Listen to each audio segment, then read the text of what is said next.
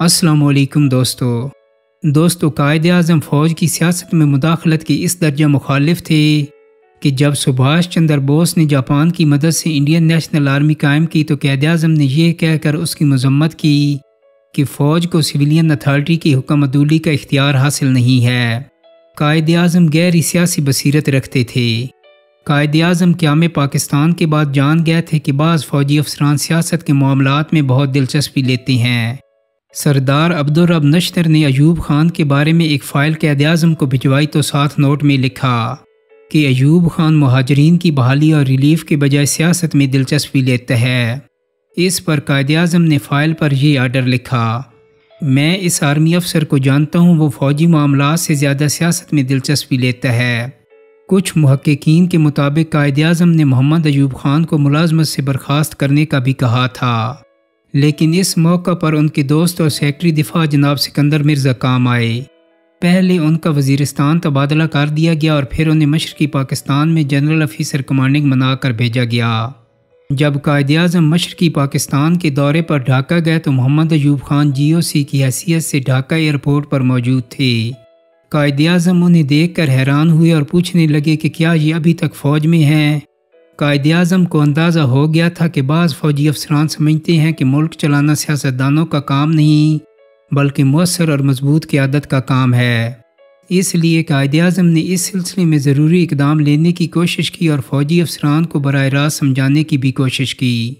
جون 1948 کو staff college Quetta میں فوجی افسران سے اپنے خطاب میں آئین اور آئین کے تحت حلف اٹھانے سے متعلق وضاحت کرتے ہوئے کہا: میں یہ کہنا ضروری سمجھتا ہوں کہ ایک دو انتہائی اعلیٰ فوجی افسران سے گفتگو کے دوران مجھے اندازہ ہوا کہ وہ فوجیوں کی حلف وفاداری کی مقصدیت اور مفہوم سے ناآشنا ہیں۔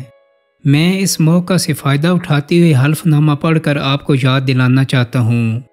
آپ حلف لیتے ہیں کہ میں اللہ کو حاضر ناظر جان کر یہ عہد کرتا ہوں کہ میں آئین پاکستان اور مقتدر اعلیٰ پاکستان کا وفادار رہوں گا۔ میں مکمل ایمانداری اور وفاداری سے اپنے فرائض سر انجام دوں گا، اور یہ کہ مجھے افسران بالا بری بحری اور فضائی راستوں سے جہاں فرائض کی انجام دہی کے لیے بھیجیں گے میں جاؤں گا۔ قائد اعظم نے مزید وضاحت کرتے ہوئے کہا کہ میں چاہوں گا کہ آپ نافذ العمل آئین کا مطالعہ کریں۔ جب آپ آئین اور مقتدر اعلیٰ سے وفاداری کا عہد کرتی ہیں تو اس کی آئینی اور قانونی حیثیت کو سمجھیں۔ بدقسمتی سے قائد اعظم کے خدشات درست ثابت ہوئے اور ملک میں آئین کو وہ مقام نہیں مل سکا جو ایک جمہوری ملک میں ملنا چاہیے تھا۔ قائد اعظم کو سول سروس سے بھی یہ خطرہ ہو گیا تھا کہ یہ لوگ حکومت کی تابعداری کے بجائے خود حکومت کرنے میں دلچسپی رکھتے ہیں۔ ان کو اس بارے میں واضح الفاظ میں روک دیا گیا۔ 25 مارچ 1948 کو حکومت کے افسران سے چٹاگانگ میں ان کی حیثیت یاد دلاتے ہوئے اپنے خطاب میں کہا: آپ کو ایک ملازم کی حیثیت سے اپنے فرائض سر انجام دینے ہیں۔ آپ کا سیاست اور سیاسی جماعتوں سے کوئی سروکار نہیں۔ یہ آپ کا کام نہیں، یہ سیاستدانوں کا ذمہ ہے کہ وہ کس طرح موجودہ اور مستقبل کے آئین میں رہتے ہوئے اپنے مقاصد کے حصول کی جنگ لڑتے ہیں۔ جس سیاسی جماعت کو اکثریت حاصل ہوگی وہی حکومت بنائے گی۔ آپ کی کسی سیاسی جماعت سے کوئی وابستگی نہیں ہونی چاہیے۔ آپ صرف قومی ملازم ہیں۔ حکومت کی خدمت ایک خادم کی حیثیت سے کرنی چاہیے۔ آپ کا تعلق حکمران طبقے سے نہیں بلکہ ملازمین کے طبقے سے ہے۔ 14 اپریل 1948 کو گورنر ہاؤس پشاور میں اعلیٰ سرکاری ملازمین سے خطاب کرتے ہوئے کہا: آپ کو کسی سیاسی جماعت کے ساتھ تعاون کرنے کی اجازت نہیں۔ یہ آپ کا کام نہیں کہ آپ کسی سیاسی جماعت کی اعانت کریں۔ آئین کے تحت کام کردہ کوئی بھی حکومت ہو، بلا تفریق کہ کون وزیر اعظم ہے اور کون وزیر ہے، آپ کی ذمہ داری نہ صرف مکمل وفاداری کے ساتھ ان کی خدمت کرنی ہے بلکہ بے خوف ہو کر خدمت کرنی ہے۔ کسی سرکاری ملازم کو خواہ اس کا تعلق گریڈ 1 سے ہو یا گریڈ 22 سے، یہ ثوابدیدی اختیار کسی صورت میں حاصل نہیں کہ وہ جانبداری کا مظاہرہ کرے۔ کسی بھی صورت میں کسی سرکاری اہلکار کا حکومت سازی کے لیے کسی فریق کی اعانت کرنا، سازشیں کرنا نہ صرف غداری جیسا مکروہ فعل ہے بلکہ غیر اسلامی، غیر آئینی اور غیر اخلاقی جرم ہے۔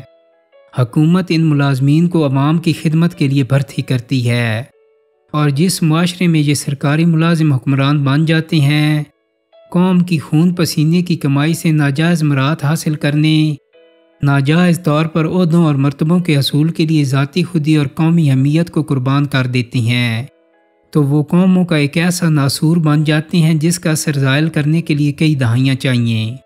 بظاہر وہ اپنے آپ کو عظیم لوگوں کی صف میں شمار کرتے ہیں، مگر در حقیقت وہ اپنے منافقانہ رویوں کے باعث پستی کی اتھاہ گہرائیوں میں گر چکے ہوتے ہیں۔ ان کوتاہ اندیش اور کاجبینوں کو اس حقیقت کا ادراک نہیں ہوتا کہ منافق کبھی عظیم انسان نہیں بن سکتا، وہ صرف اور صرف منافق ہی رہتا ہے۔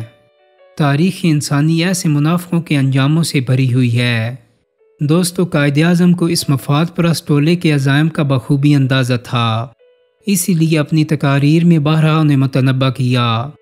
اسی مقصد کے لیے انہوں نے آئین، جمہوری تصور اور سرکاری ملازمین کی آئینی حیثیت کو واضح کیا۔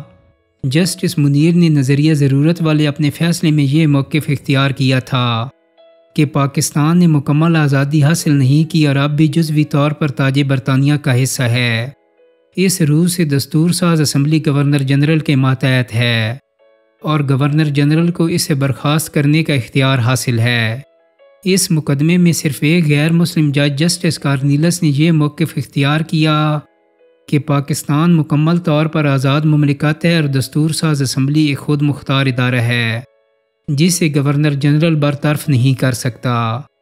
اب اس بارے میں قائد اعظم کے موقف کی تحقیق کی جائے تو پتہ چلتا ہے کہ دولت برطانیہ کے تسلط سے آزاد ہونے والے ممالک میں صرف پاکستان کو شرف حاصل ہے کہ جس کے پہلے گورنر جنرل کے حلف نامے میں ہز میجسٹی سے وفاداری کے الفاظ شامل نہیں تھے۔